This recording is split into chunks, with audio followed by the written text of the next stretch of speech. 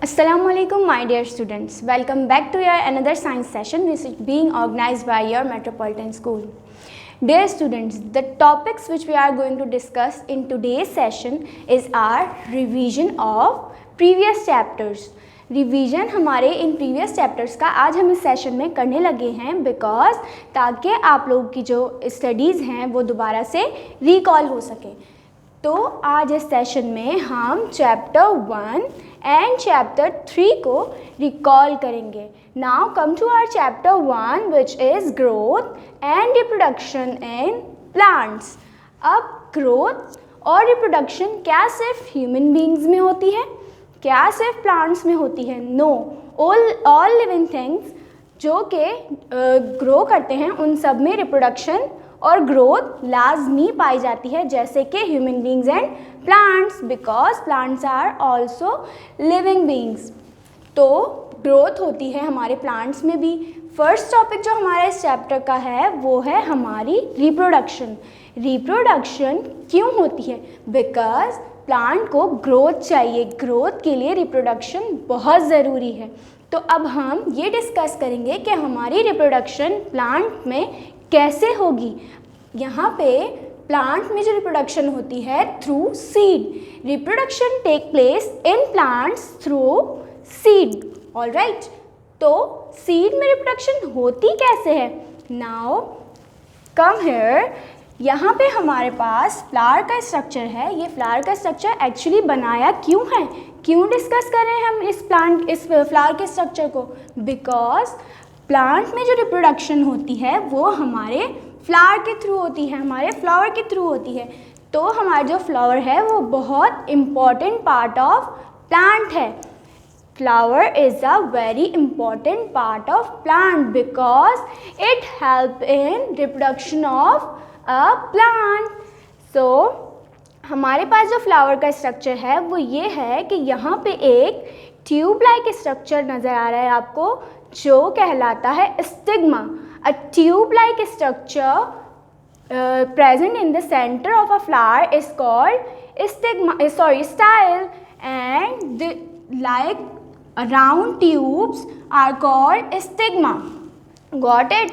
ये जो ट्यूब है, नैरो ट्यूब, ये हमारी स्टाइल है। ये जो हमारी राउंडेड ट्यूब्स हैं ये हमारा स्टिग्मा है। देन फिर हमारे पास आता है हमारी ball like round structure which is called ovary. Ovary and फिर हमारे पास ग्रीन पार्ट आता है, ये हमारा है green part. As you can see in the flowers, ये हमारा होता है ग्रीन पार्ट जो कि हमारी बेस फ्लावर की बेस में पाया जाता है। आप लोगों ने अपने घरों में ऑब्जर्व किया होगा, कोई एक भी फ्लावर लेंगे उसको ऑब्जर्व करेंगे जब, तो उसके ऊपर एक कलर्ड पार्ट होगा जबकि उसके बेस में एक ग्रीन पार्ट होगा। जो उसका ग्रीन पार्ट होता है वो सेपल्स कहलाते हैं। The green part of a flower is called sepals. Then the colored part of a flower is called our petals. Petals are the beautiful and the color part of flowers. Then अब हमारी reproduction actual में होती कैसे है? Flower के through तो होती है, ये तो हमें पता चल गया कि हमारी रिप्रोडक्शन फ्लावर के थ्रू होती है, लेकिन क्वेश्चन ये है कि होती कैसे है। अब हम यहाँ पे डिस्कस करेंगे कि फ्लावर के थ्रू हमारी रिप्रोडक्शन कैसे होती है।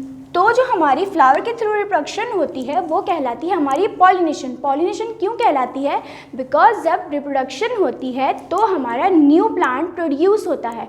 जब न्यू प्लांट प्रोड्यूस होता है तो वो प्रोसेस हमारा पॉलिनेशन कहलाता है। पॉलिनेशन कैसे होती है? स्टिग्मा ऑफ अ फ्लावर, जब एक फ्लावर से दूसरे फ्लावर में या एक फ्लावर से उसी प्लांट के दूसरे फ्लावर में जब ट्रांसफ़र होता है तो हमारी रिप्रोडक्शन होती है, मीन्स पॉलिनेशन होती है। जब पॉलिनेशन होती है तो हमारा न्यू प्लांट प्रोड्यूस होता है। नाउ हमारे पास यहाँ पे नेक्स्ट टॉपिक है टाइप्स ऑफ पॉलिनेशन। अब भी यहाँ पे कह रहे हैं कि नेक्स्ट टॉपिक में कह रहे हैं कि पॉलिनेशन की भी कुछ टाइप्स हैं। अब पॉलिनेशन की कौन सी टाइप्स हो सकती हैं? क्या सिंगल डबल हो सकती है? नो, पॉलिनेशन की जो दो टाइप्स, पॉलिनेशन की एक्चुअल में दो टाइप्स हैं। वो कौन सी टाइप्स हैं?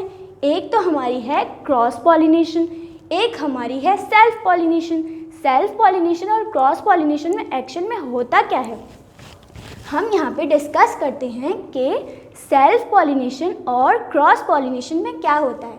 सेल्फ पॉलिनेशन में ये होता है कि आपका स्टिग्मा जो होता है फ्लावर का स्टिग्मा उसी फ्लावर के स्टाइल में रिप्रोड्यूस करता है, जबकि क्रॉस पॉलिनेशन में ये होता है कि stigma of a flower transfer into another flower. Okay, तो ये हमारी हो गई क्रॉस पॉलिनेशन।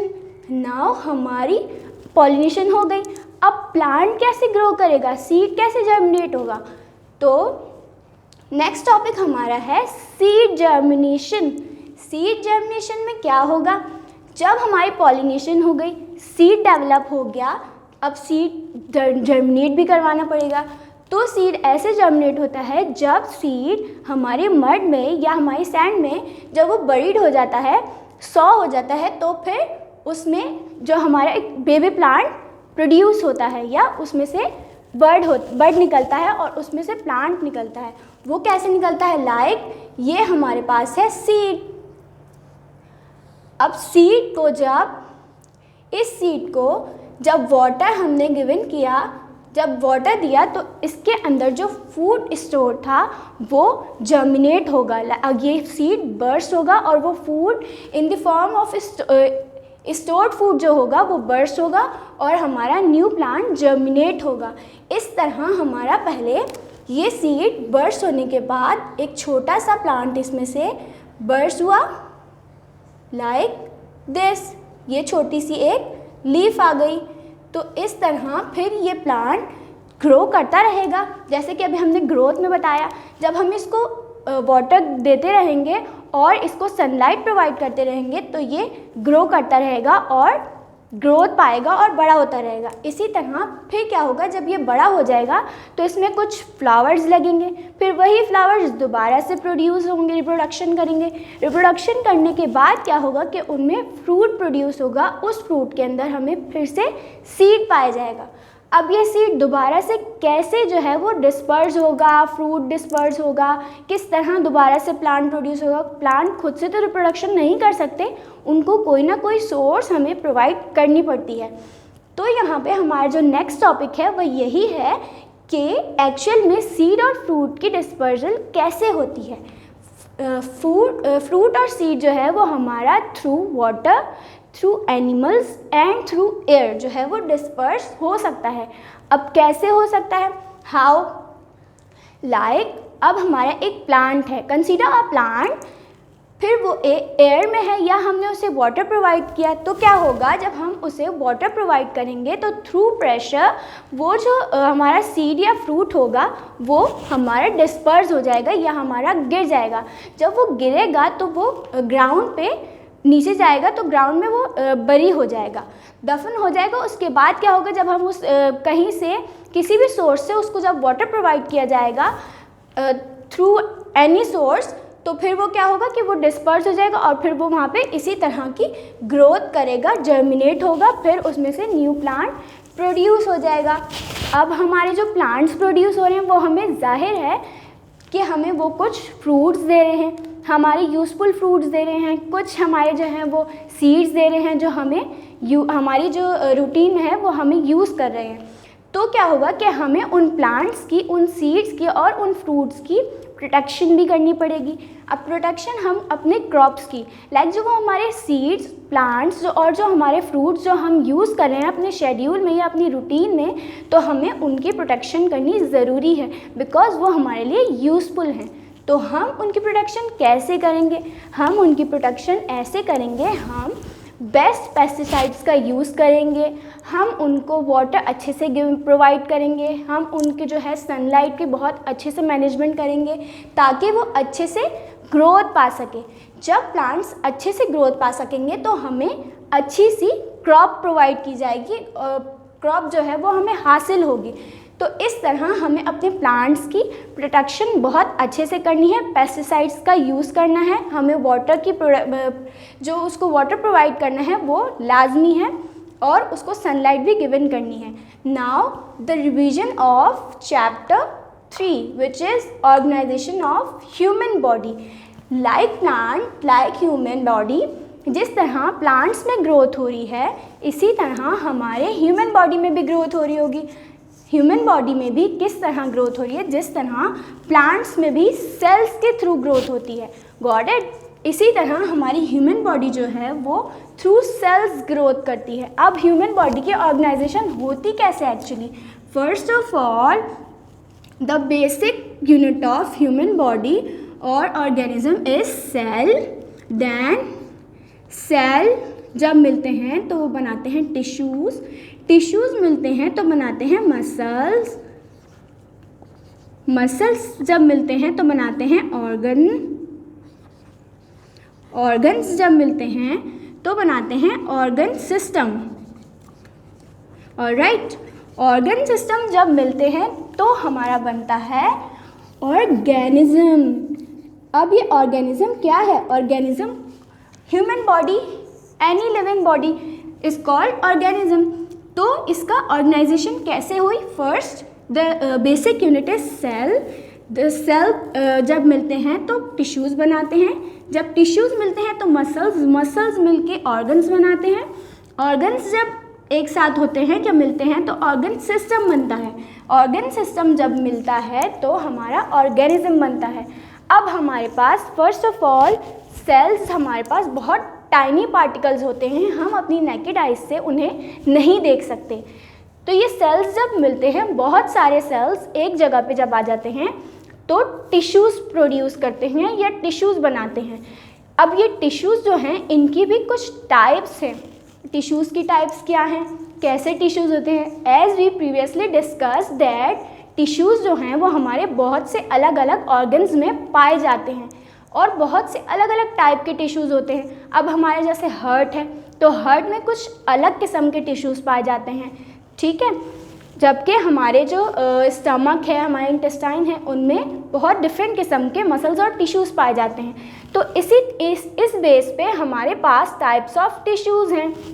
ये टाइप्स ऑफ टिश्यूज़ एक्चुअल में हैं क्या? First of all, the first type of tissue is epithelial tissue, the second is connective, third one is nervous and the fourth one is muscular. यहाँ पे आप लोगों को connective, nervous and muscular tissues बहुत easily समझ में आ रहे होंगे, जबकि एपिथेलियल थोड़ा सा कॉम्प्लिकेटेड है। एपिथेलियल भी कॉम्प्लिकेटेड नहीं है, यहाँ पे आज हम आपके लिए इसको भी इजी कर देते हैं। एपिथेलियल हमारे जो भी हमारे एक्सटर्नल स्किन या ऑर्गन्स होते हैं वो इन टिश्यूज़ से बने होते हैं, जबकि कनेक्टिव टिश्यूज़ जो होते हैं वो हमारे जो नर्व्स, जो हमारे ऑर्गन्स, ये सब जब मिल रहे होते हैं, जो टिश्यूज़ उनकी जो कनेक्शन करवा रहे होते हैं वो ये वाले टिश्यूज़ होते हैं, कनेक्टिव टिश्यूज़। देन हमारे पास नर्वस टिश्यूज़। नर्वस से हमें क्या समझ आ रहा है? नर्वस से हमें हमारा नर्वस सिस्टम समझ आता है। तो यहाँ पे ये बात क्लियर होती है कि nervous tissues actually nervous system में पाए जाते हैं। इन टिश्यूज़ से हमारा नर्वस सिस्टम बनता है, हमारा ब्रेन डेवलप होता है। देन हमारे पास जो फोर्थ टाइप है वो है हमारे मस्कुलर टिश्यूज़। मस्कुलर टिश्यूज़ से हमें ये पता चलता है कि ये हमारे मस्कुलर मीन्स मसल्स, ये टिश्यूज़ हमारे मसल्स बना रहे होंगे। Got it? तो ये जो इजी वर्ड्स हैं ये आपको आप अंडरस्टूड होंगे कि nervous, epithelial, connective, muscular tissues actually पाए कहाँ जाते हैं। ऑलराइट, नाउ अब जो ये टिश्यूज़ हैं ये कुछ वर्किंग भी परफॉर्म कर रहे होंगे। तो इन टिश्यूज़ में हमारे बॉडी में कुछ जो है केमिकल रिएक्शंस पाए जाते हैं, वो इन टिश्यूज़ में होते हैं। ओब्वियसली कि जब टिश्यूज़ वर्किंग कर रहे होंगे तो इनमें कुछ मूवमेंट हो रही होगी, कुछ अंदर काम चल रहा होगा, तो वो जो वर्किंग होती है वो थ्रू केमिकल्स, थ्रू एंजाइम्स होती है। जब वो केमिकल्स की और एंजाइम की वर्किंग चल रही होती है तो वो वर्किंग मेटाबॉलिज्म कहलाती है। क्या कहलाती है? Metabolism. The chemical reactions going on in our body is called metabolism. I am repeated again that the chemical reactions going on in our body is called metabolism.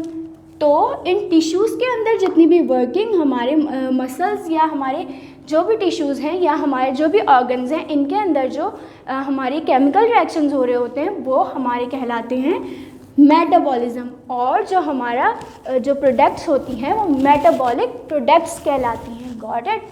Now हमारा जो and point है वो है हमारा organ system. अब organ system बना कैसे? Organ system organ से बना, लाइक डिफरेंट ऑर्गन से।